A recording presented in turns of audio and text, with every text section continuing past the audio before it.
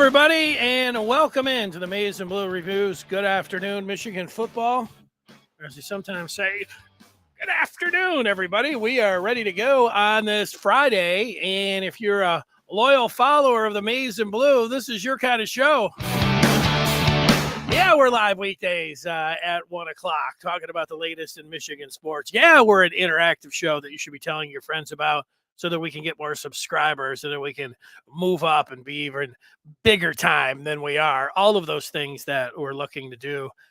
Today's a day where if you're a Michigan fan, Michigan football speaks for itself in a lot of ways, and all down through the years and everything else. It's it's a great brand, and I don't have to.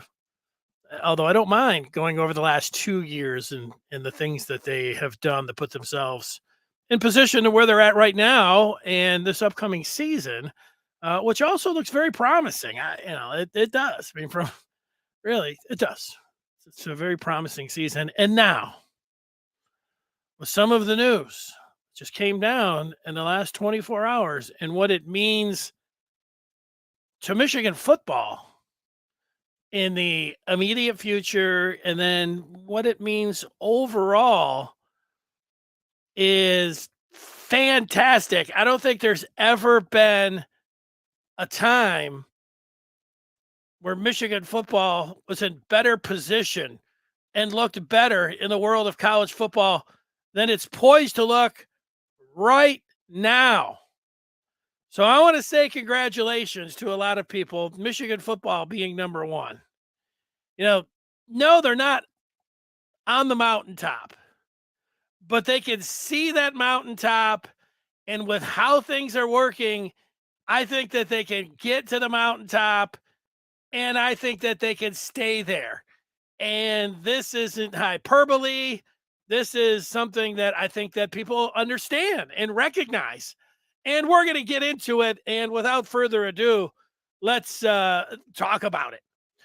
We've got some news with Jett Howard from the Michigan basketball team. Also, the hockey team in action tonight in Pennsylvania against Colgate. But we're going to start with the big news with Jadyn Davis. And Jadyn Davis is a five-star quarterback who put out a tweet yesterday right as this show was ending about releasing a top five today. And he said that he's going to be releasing his top five at 5 o'clock today. He said tomorrow, yesterday, which is today. And right at the tail end of the show, Account 22 got in and said that. And Antoine rolled his eyes because he's like, oh, Jadyn Davis, here we go. He's just releasing a top five. But then come to find out, along with the release of the top five a little bit later on today, that Davis, if you remember the name Langston Wirtz Jr. from the Charlotte Observer, we talked with him back on Monday. We had Langston on this program, and he said that Providence State quarterback Jadyn Davis will release his top five teams Friday at 5 o'clock. He will announce his commitment 1 week later on March the 31st. That's this Friday, for those that are keeping track. And then underneath, I got a little confused. I mean, it was yesterday, and then there was the announcement, but then so I kind of forgot about the top five. And then I tweeted out like, oh, because Langston underneath retweeted his story. He said 1:30. And I thought that he meant that there was a change in this 5 o'clock. I was confused. And I don't want to confuse you. Today at 5 o'clock, we're expecting that top five to drop. The announcement, which is coming up this Friday, the last day of March, I think Langston was telling me that it's set to be at 1:30, which is really music to my ears. Why is that? Because it's smack dab right in the middle of this show. We were going to be live anyways. If Jadyn Davis said that he was announcing at 6 o'clock in the morning, 5 o'clock, 4 o'clock in the morning, I'm going to make it in the middle of the night. That would be I don't know why he would say I'm going to announce at 4 o'clock in the morning, but if he said it, I would be there. I would be right here waiting wherever he's going to announce it at. And I would be reacting.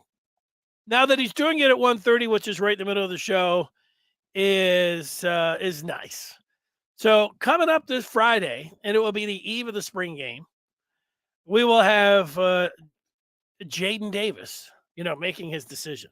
Now, before I, talk about, if I think that it's all maize and blue for sure and all of that,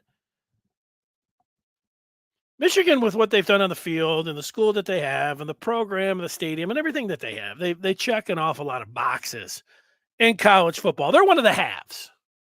Before you get to what is happening on the field, there's no doubt about that. Michigan is a half. And what they have done the last 2 years on the field has really vaulted them up and, put them in position where, you can, however you want to start defining elite programs, you got to do it over and over again.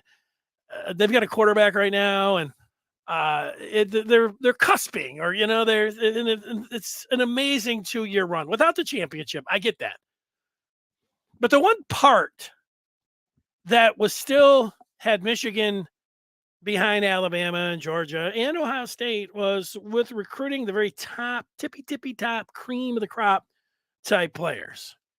And previously, it was like, whatever. Teams in the South are just so rabid about football, or they're paying a little money under the table, whatever it is. And they were getting them and they were winning, and Michigan was not. And then we got the name, image, and likeness, and we know Michigan's position on that. So if the thing about this, if they were able to get Jadyn Davis, a 5-star, a top player in the country, it would feel like Michigan has slayed that dragon where top players in the country, and with name, image, and likeness and everything that goes on, whether it's the money up front, how Michigan's positioned themselves, they would be able to get somebody basically who's saying, I'm going to turn it down a couple million right off the bat to go to Michigan. And if Michigan is then able to compete and get 5 stars, and it's not about, how much money you're forking over before, but it's about everything else, and then how much money you can fork over after, Michigan could be in the mix. There's a story I want to tell you about radio when I worked in radio, and 3-4 times a year, radio, they have the ratings books that come out. And when I was in radio, you'd get the ratings out, and then they would call a meeting, and then you would sit in there. And if you did really well, the program director would say, hey, everybody did great. They might have a party, you might have a bonus and all that. And then they would say, but, we can really do better. We can do this, this, and this. And, they'd have the meeting, and everybody would go on, whatever. You did that a few times. Sometimes you'd come up short, and they'd say, don't worry about it. It's a wobble. Or, sometimes they'd get a little nervous, bite their nails and everything else. There was this guy that came in Detroit when I was working there. He was like this legend on the East Coast, and he came in and switched a lot of things around, and he was there for about a year, and the radio station went to number 1 in the first quarter, second quarter, third quarter, and anything that you would look at, time spent listening, 25 to 50, all of the markers, check, check, check, check. Station did everything. They were number 1. And I think it was over a year. It could have been over 2 years.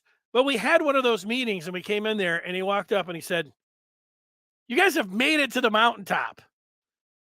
That's it. Stay there. But there wasn't all this other stuff. And Michigan football has made it to the mountaintop. Now, yeah, they get that one last little, but I think they could stay there with what they have in place. And that's how meaningful getting a guy like Jadyn Davis would be. Now, they got to cross the finish line. They got it down to the 1-inch line. He's got to, I guess he doesn't have to put Michigan in his top 5 later on this week. We'll recall just this last recruiting cycle, there was the corner out of Illinois named Jair Hill, who people were saying, yeah, Michigan. And then he put out a top 5 list, and then the Michigan wasn't on there. And, he was joking. He was he wasn't throwing shade. He was making a ruse, and then he picked Michigan. So, you'd think that Davis, I don't know, maybe he won't. Maybe that wouldn't be a very nice thing for him to do. We'll see if Michigan's in the top 5. I think they will be. And then Friday, when he makes his announcement, if he goes maize and blue, then, it's time to party. It's time to look around and say, enjoy it. This is the mountaintop. are here. That's how things look when we're talking about Jadyn Davis. Now, I have made my forecasts. So people that have watched this show, now maybe you're one that I've been asking people to tell. I've been asking the people to go out and not only, hit the like button and subscribe themselves, but I've been asking people to, tell a Michigan fan or two or a college football fan or two or somebody in their life just to get out there and subscribe to our podcast, to subscribe to our show that's on YouTube. I have asked that. So maybe you're one of those people who don't know what my forecast was with Jadyn Davis. So I will get to that. But I like to be interactive with the show. Here's Antoine talking about another Ohio player, Aaron Scott, and a top-rated corner, and that Michigan is still in on him.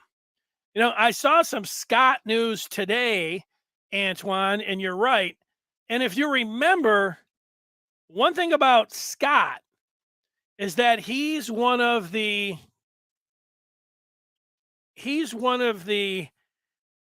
JOF, Jacob Oden fours. And if you don't know what I'm talking about there, see if I can get it going here. There's the 50 and 5 where I have my 5 that I was looking to. Oh, yeah, look at that. Marshall, number 1, he committed. Davis, we'll see what happens there. +1. Amarian Stewart is in Ann Arbor. I saw a tweet from him a little bit earlier. He'd be a great one to have. And it was only this week that Seth Berry said he is most confident that Michigan would end up, out of all of the players out there, that they would end up with Brian Robinson, who is from Youngstown, Ohio, the linebacker. But then I get to and then yesterday I put in a forecast for Blake Frazier. Now then, the JOF is the Jacob Oden 4. And Oden, who committed, and he's out of Detroit, he mentioned 4 players that he is continuously recruiting. One is Boo Carter, who actually is in Arizona right now, and he's working out some kind of camp or something. But I saw some quotes. He was saying things nice about Tennessee, but then he said, oh, yeah, Jacob Oden's after me all the time. And in this camp, it was noted that Boo Carter out of Tennessee, a 6-foot athlete, was wearing maize and blue cleats. And he mentioned that Oden is after him all the time. So, and he's looking to come back. So that was one note on Carter, but Antoine had mentioned Aaron Scott, who was also on the Jacob Oden 4, if you recall.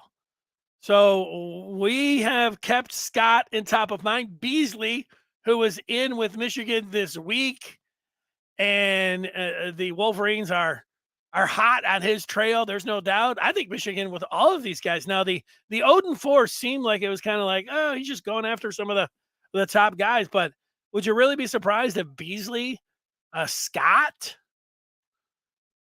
you think about another player from Ohio, Bryce West? Woo, look at that. Number 1 player in the state. He may have committed all. I have to do a little more checking on him. Number 1 player in the state. And then Boo Carter. So we'll see how all that, what happens there. Let's take a look at JP. He's excited about Scott as well.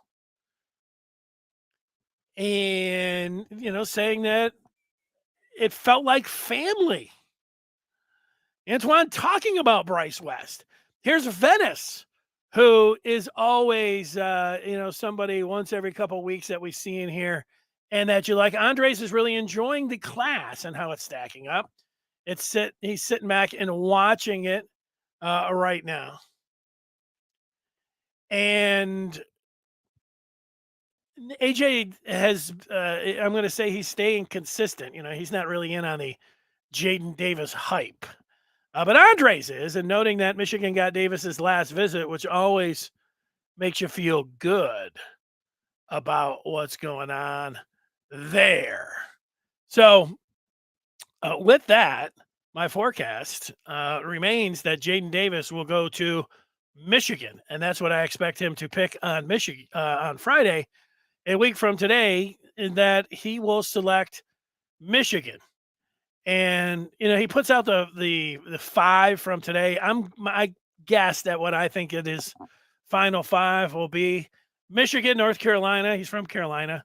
Clemson, which is pretty close. Ohio State, he's been in the mix there. I wanted to kind of just leave them off just to do it and put somebody else in there. It would have been easy to do, but I really think Ohio State's going to be on that list. And then, of course, Georgia. It's a nice 5 there, but nobody really seems – it would be really, to me, surprising if somebody swoops in and Davis, who's visited Michigan last, is considered maize and blue by almost everyone, that if he would flip this week and decide somewhere else, woo, that would be something. So hoping that doesn't happen. And see, there's always one or two. AJ says he hoped he doesn't come because Underwood is better. The reason that, and I can understand that if you think Bryce Underwood, I don't know, Bryce Underwood might be better.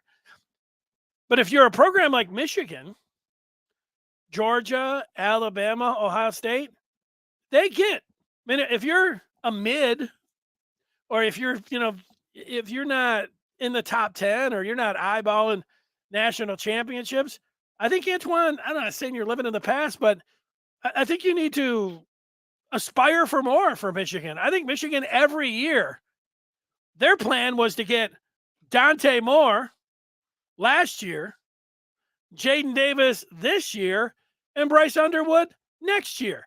Now, it didn't work out, as we know, with Dante. We're going to find out a week from today, and things look very good for Jadyn Davis. And then who's to say that they can't get Underwood? Underwood sees Michigan win again on the field and having the kind of success that they're going to have. Absolutely, he could come to Michigan. So, and the thing that, again, the part where, and this is the part that I don't think you're thinking about, Coach, is that it means just more than getting which is very important, getting a quarterback. That's very important, and getting a 5-star quarterback and a very highly rated quarterback. It means in the day and age with name, image, and likeness, and with Michigan's approach and with other teams' approach, that Michigan has busted through. And this really could open up the floodgates when it comes down to recruiting and Michigan being able to tap in. Now, maybe he's an anomaly. Maybe Davis, and we have to wait. I'm talking like he's going to commit. Maybe Davis is the rare cat that has been able to say, you know what, I get everybody's offering me, the hell, the kid's 17, 18 years old. I get everybody's throwing millions of dollars at me to come up front, but I'm going where I've got the fit, and it's transformational. And then, the transactional is going to take a back seat, and it's going to take care of itself. That is an amazing, if true, approach to somebody who will eschew millions of dollars. I don't know how many millions of dollars. Or maybe Michigan has stepped things up with their promise game in the back. Like, yeah, we're not exactly doing it, but we are doing this. And it was enough. The point here that I need to get to and make is that it means an awful lot for Michigan to be able to get and secure one of the best players in the country and a 5-star. Just for what it means. So whether you like them or not, but, I think you can get both if that's what it's going to come down to with the quarterbacks. It doesn't have to be one or the other. That's what I'm saying. So look at that. And Richard making the point quicker than me, or maybe the more salient point here. Michigan keeps moving up the recruiting board. Seems their NIL package must be working out.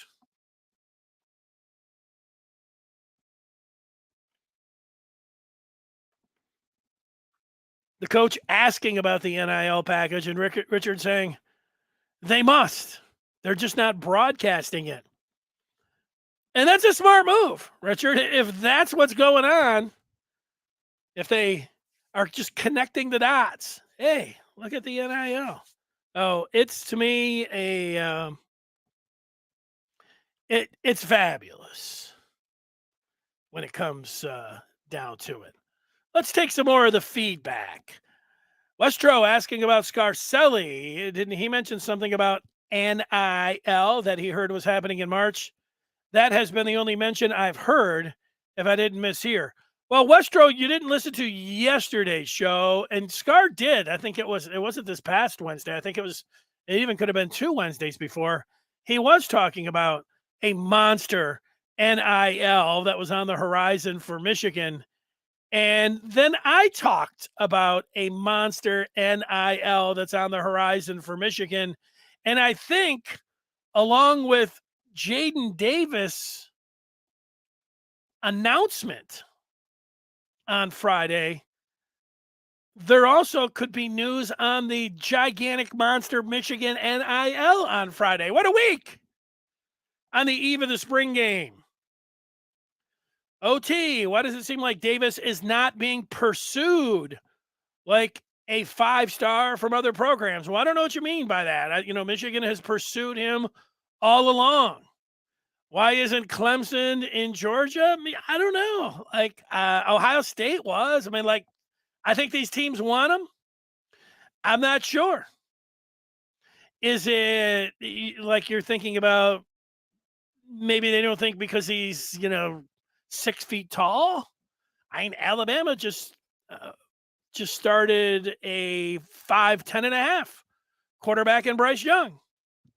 Maybe that's it. Just because he's rated as a 5-star and one of the top 3 quarterbacks in the country, maybe there's some of the other universities out there that have him 4 or 5 or 6. That's possible. But I don't really get the sense that because Alabama and Georgia, aren't, constantly. I think it's a good discussion point, and it could revolve around how recruiting and NIL is going right now. Like if Texas A&M wanted to get in there, you have to look at all the different places that Davis has been. Remember when Dante Moore, you could tell he was just shopping himself. He's like, I'm going to be at Texas A&M. I'm going to be out at Oregon. I'm going down to the U. These were all and then he committed. And then he went for a higher price. Maybe what Davis says in his camp that, NIL is not the most important thing. Maybe what he's saying is true. And so when other schools are like, okay, this is what we got. And this is what we're going to do for him. He's like, yeah, I don't know. But I'm not sure. It's a little bit different than the Dante Moore recruitment. Is it different than the J.J. McCarthy recruitment? You'd have to expand on that a little bit on why you thought, it wasn't the same. Maybe they all know he's going to Michigan. And so they've decided to move on. Who else is going to Michigan? A lot of people. You want to know who, when, why? You join up the Maize and Blue Review today by going to michigan.rivals.com. You will know all the particulars with Davis, quarterback room, quarterback offers, running backs, who's next, who's in, who's not, who's committing, football, basketball, elsewhere. Buy 1 month, get 4 fingers in the air, folks, free. Get full access right now. Use the promo code UMSPRING23. That's UMSPRING23. Get it done. On to basketball. You probably saw the news. I put up the Instagram post. You can read the whole thing from Mom and Jace and his auntie and things that he had to say, talking about Jett Howard. Here is what he had to say at the bottom. After deep thought and careful consideration, I will be declaring for the 23 NBA draft. So Jett is gone. Freshman year, Juwan's son, fabulous player. He is heading to the NBA. He put out later on Twitter that he couldn't be more blessed to say, I was a Wolverine. Thank you.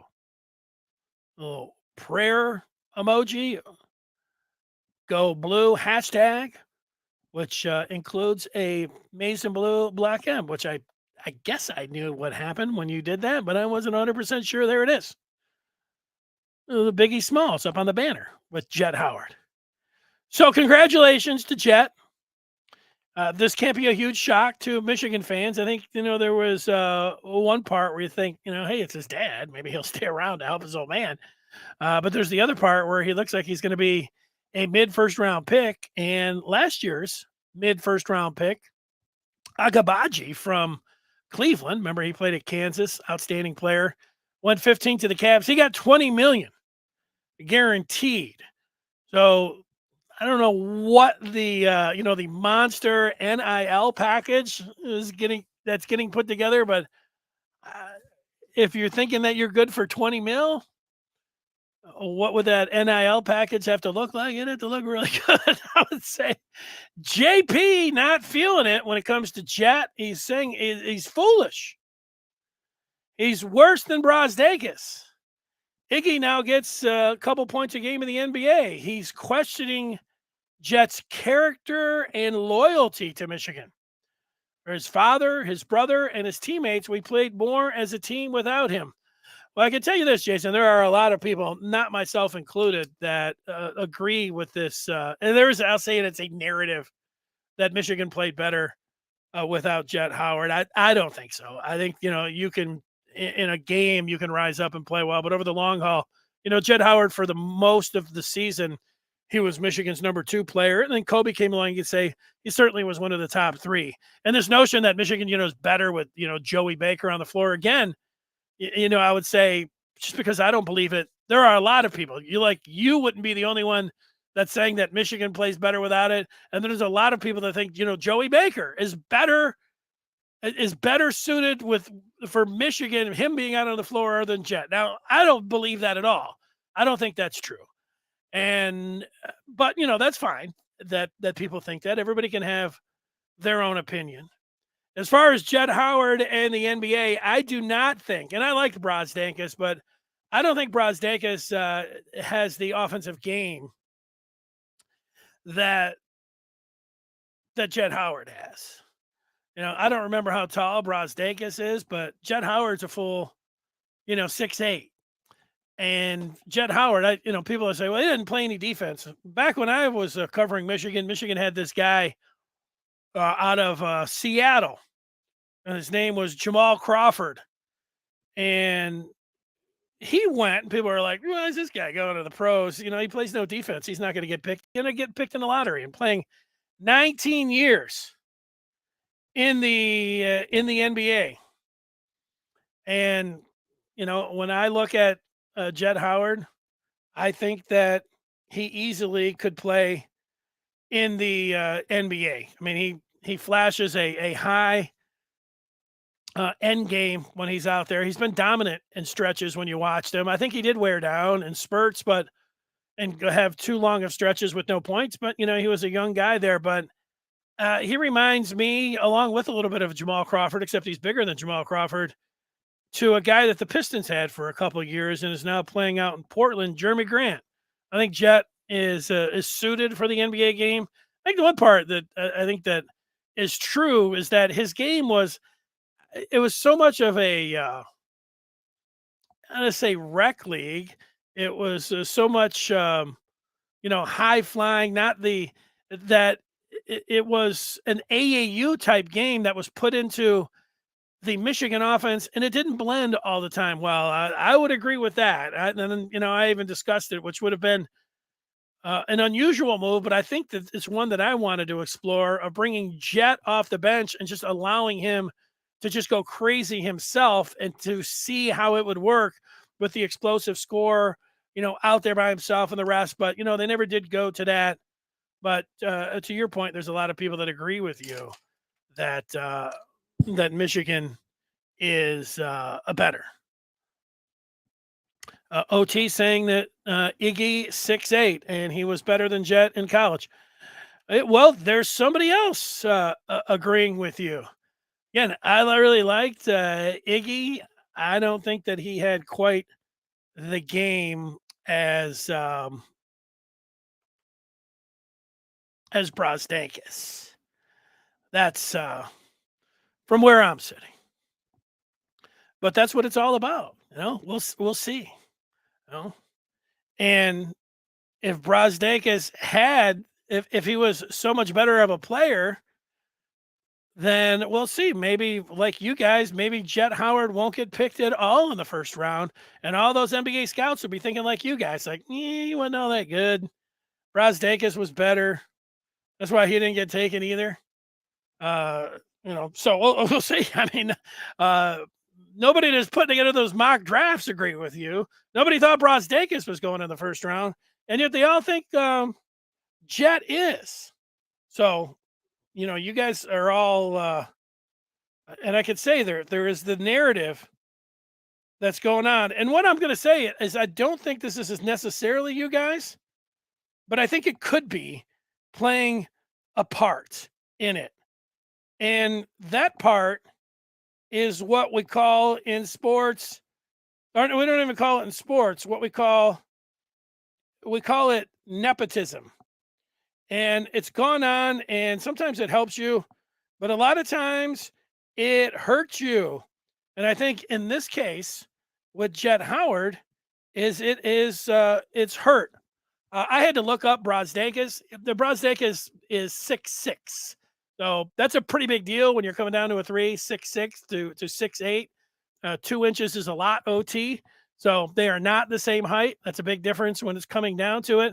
And I'm not saying people are like, oh, Juwan and Jett and nepotism and everything else, but I think it does affect people's, overall thought about Jett. He came in and his dad just handed him everything. And, he was never had to want for anything. His dad was worth, $250 million. And, he had a silver spoon and Juwan just put him out there and let him do whatever he want and, shot all the time. I think there's people that feel like that. But here's the thing about it. So there's some of that. I also think because Michigan did not make the tournament, that people are not really is feeling as great about Juwan Howard as they normally would, which is understandable when you don't make the tournament. People are going to be down on you a little bit. When people are down on Juwan, they're also going to be down on Jett, his son. I mean, there's a combination there. I think that works against him in some fans' minds. And I do think with Jace and Jett, you got 3, pretty big figures when it comes down to Michigan basketball right now. And when you don't make the tournament, everybody's got a little mark against them, where it's either you pass or you fail. And Michigan this year failed. So that the people, now that a guy's moving on, they don't feel as good and as warm about Jett Howard as I think they otherwise would. That's just my opinion on it. I think he'll be just fine in the NBA. He's a way higher end prospect and somebody that really liked Iggy Brazdeikis. And, he's going to get taken in the first round. And, I know his dad's got $250 million, but the thing that is, and it's not even hard to understand, but it's no fun that players get taken in the NBA on complete upside. And the younger you are, the more attractive that is because you have some kind of unknown ceiling. If Jett came back last year and put together a far better season and stayed on the floor way more and Michigan made the tournament, the fans might be like, oh man, he's really, the NBA would look at that and say, oh, he's a year older. And, they might not. They're looking for more of that explosive ceiling. So I don't know. It's something that I think that is happening out there. OT says you would think Jett would want to win something with his brother and dad. Now, I think that he wants to win something with his brother and dad, but you go to college, you think about your future and everything. Like, if I could draw it up, I would have loved to have gone to college and played basketball and played for 4 years. Particular thing about college and won, regular season championships and played in the NCAA tournament and all of that. Like, what a dream. And then would have been able to get drafted and then play in the NBA for, 10 years or whatever it is.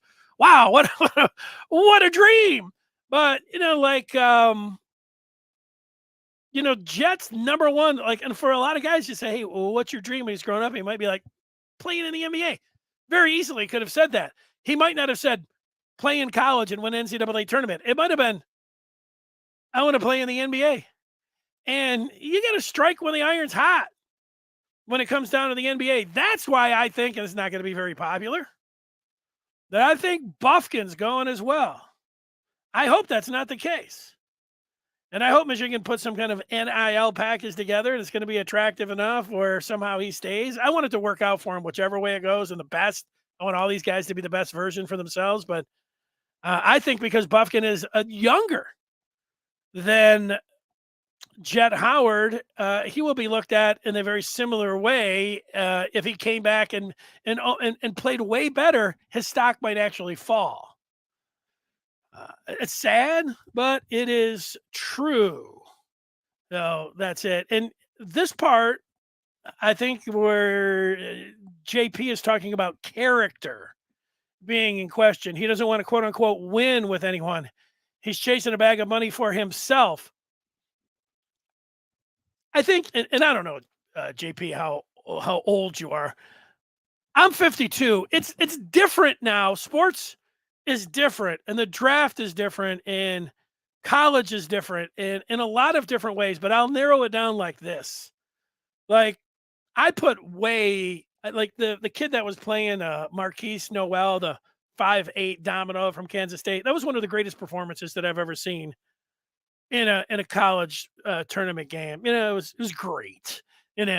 Chris Paul had a game like that when he was at Wake Forest. There's been Carmelo, Glenn Rice. There've been a lot of them, but that was one for the ages. Last night, I put a lot of emphasis on what guys do in the tournament, and when you get to the draft, a lot of other people do that too. Well, he's a great teammate and everything else. But what we have seen is that they also have the G League, and the top player in the NBA draft is going to be Wembanyama, who plays in France. The next guy that's going to get drafted, Scoot Henderson, plays for, I don't know what these. I've never watched a G League game. I probably should. He plays for I think the Ignite. But when you read about him, they're like, there's never any shots that matter. It's like a bunch of AAU games. They don't care how you're playing as a team. They look at your individual skill set. They might look at, where your 3-point shooting percentage is. It doesn't matter if they win or lose. It doesn't matter if they're, passing the ball to their teammates. It's all about just getting off yourself and playing in the G League. And it hasn't hurt the draft stock of these guys at all. Guys have gone on and they've been drafted and they've been a success. It doesn't matter as much to NBA scouts and general managers as it does to, I think, us older. And I don't know how old you are again, Jason, but, it doesn't matter. Like, you could go out and, Jett Howard, if Michigan would have made the tournament and put together three straight 30-point games, people are like, this guy should be taken in the top 10. You would think that they could watch him Jett, and they did the year before in 3 AAU games where he was with guys that were rated higher, and he tore them all up. And they were like, no. It's different. Those aren't the biggest things anymore. And, the teams talk about character, and those things are all nice. They are. You want character. You want talent. And you want explosiveness. So all of that stuff is a little bit different nowadays.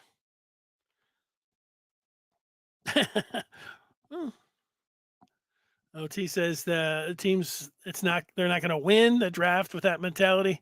Yeah, well, if you're looking for choir boys, also OT, and you're not going to be able to draft anybody. I got news for you. There's a lot of stuff that's going out there. Look at this. Jason's 44. Another Jason's 44. Everybody's 44. He agrees sports are different, but character never changes. His character has been the same from 18 to 44. Not one person I served with has regretted going into the trench with me. Facts.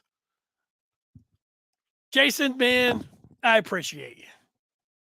And I love people that have great character. I mean, I don't want to make it sound like character doesn't matter to me. Character does matter. It's great to go out there and have great ethics and great character. I'm all for that, man.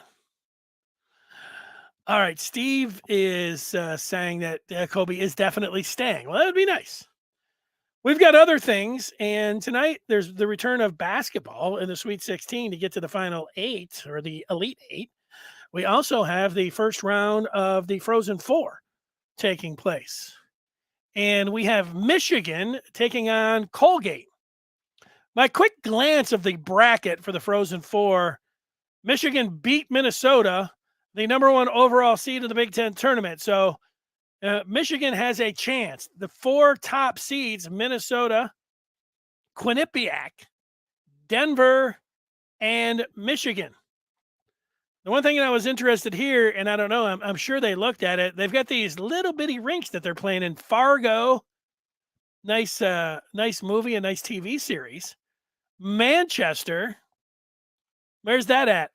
Bridgeport, and then Allentown. I think this is like the same, the song that Billy Joel sang. We're living here in Allentown. Small rink, small place, but so they're not getting great attendance there, which is it's not good. I said that they're not getting good attendance. Somebody was watching one of these other games last night, and they were like, the building's half full. If you're playing in the Frozen Four, man, you want, one thing that we saw for sure, and we already knew this, but when you watch games like during the pandemic, it'd be great games, and you just look up in the stands, and there's a bunch of cardboard cutouts, and it's like, you miss it. You miss you miss fans, you miss noise. And they're playing in half full buildings in the Frozen Four. Mistake.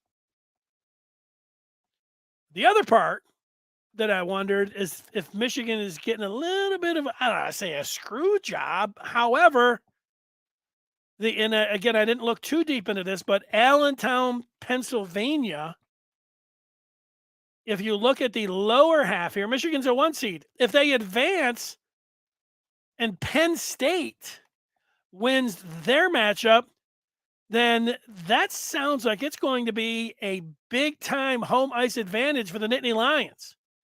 Allentown, State College, they can't be too far apart. I didn't check that for sure, but obviously they're in the Keystone State.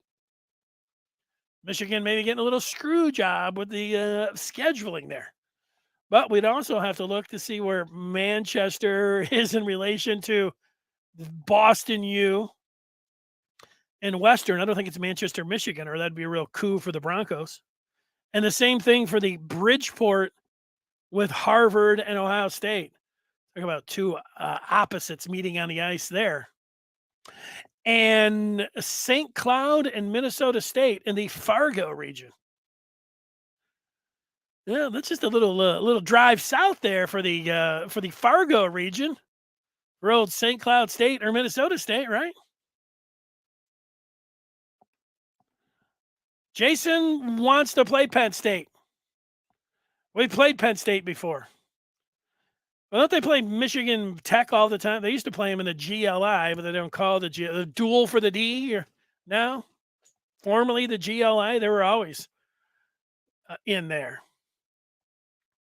You know what? Michigan Tech. Huh? Michigan handled Penn State, I think, this year. So, Antoine, Penn State's hockey team was really good last year, but they lost a lot of firepower. Hey, if you get into the tournament, it's like anything, it's a one game 7. Anything can happen. That's why it's great. Michigan could win the Frozen Four this year. I think already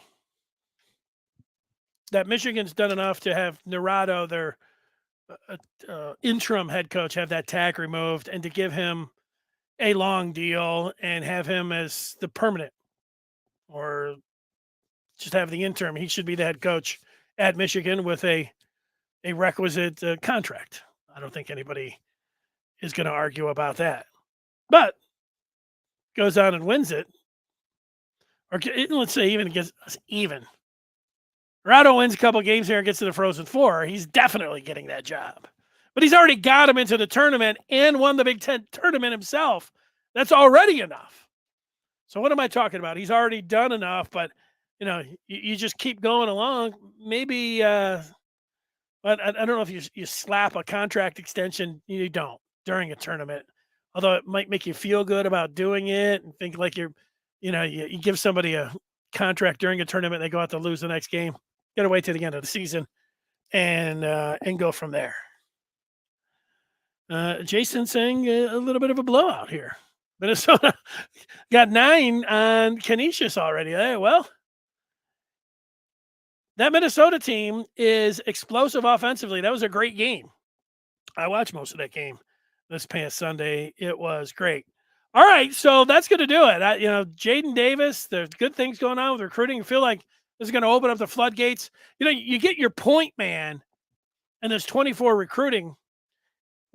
With Davis in the fold, I would expect many others to say, I'm joining up with this guy.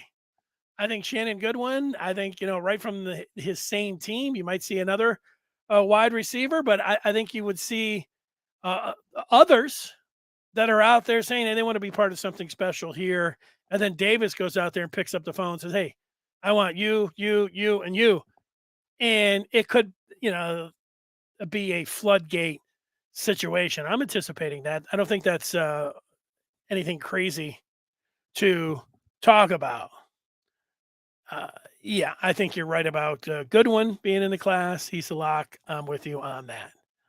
That's some sad news to pass along, but really it's a celebration of life. Let's be honest. But before I get to that, there was a question from somebody, I forgot who, was asking me if the spring game would be televised. And I thought it would be, but you never know with Harbaugh and what's going on with everything else. But it is, in fact, if you look it up, you can see that on the Big Ten Network, it is scheduled. They also have earlier in the day the Michigan-Purdue Big Ten championship game from last year. That's on there. If you don't have that recorded, I do. And so it will be on the Big Ten Network. I'll be DVRing that myself. That's right, Jason. It is going to be on the Big Ten Network. Here's that sad news that I wanted to tell everybody about, and it's about Jerry Green, the longtime sports writer for the Detroit News, who passed away this morning at the age of 94. And if you know Jerry Green, you know that he is the only writer to have covered all of the first 56 Super Bowls. He didn't go this year's. Well, you see why. He wasn't up to it health-wise. He went to the first 56 Super Bowls. That's a hell of a run for Mr. Green. And I would like to send my condolences out to everybody over at the Detroit News and to the Green family. I don't know if Jerry Green knew who I was, but I sat down a few times with him at pre-games. I can remember the hockey game. What did we talk about? I just sat down there and talked about hockey. Sometimes it would be at a baseball game. I'd sit down there, talk about baseball with Jerry Green. I remember growing up in Detroit and getting the newspaper. That used to be the big thing. And the two guys that I remember the most from my childhood were Jerry Green and Joe Falls. And both of those guys now, and Jerry Green passing away, 94 years old. I remember Jerry Green would write about, even as a youngster, big into sports, he'd be writing about the Tigers from like obscure Tiger players from the 50s. And I'd be like, wow, this guy's going back to the 50s, or obscure guys in the 60s. That was kind of his thing, at least in my memory. That was his thing. And so it was just an honor to sit down. Like I said, I don't even know if he knew who I was. I would sit down and be like, hey, Jerry, he didn't say, hey, who are you? Maybe after a while, he was like, yeah, this guy once in a while sits down by me. It's one of those things. I was doing it out of respect. I sit down with Jerry Green just to be at the same table with him. So that was awesome. And he is one of the fixtures in Detroit media. So RIP to Jerry Green. We will talk with you on Monday right here. Thanks so much for watching. Enjoy basketball tonight and also hockey tonight and this weekend. And then We will march through the Jadyn Davis week all the way up till Friday. It's going to be a fun week. And then the spring game. I got the window open now in the studio. It feels so good out. And what's the temperature? 44 degrees. What are we talking about? Let me get a quick before I leave you a quick temperature extended forecast for the spring game. The spring game Saturday at 3:00. A little bit later. If I'm guessing right now, I'm going to say around 45 degrees, but let's see if it takes me all the way to next Saturday. It does. 45 degrees, a high of 45, a low of 33, partly cloudy. The day before, 51, the day after, 53. So they're saying 45 degrees on Saturday. It's going to be a little bit like it is right now. I'll take it. I'll be there. We'll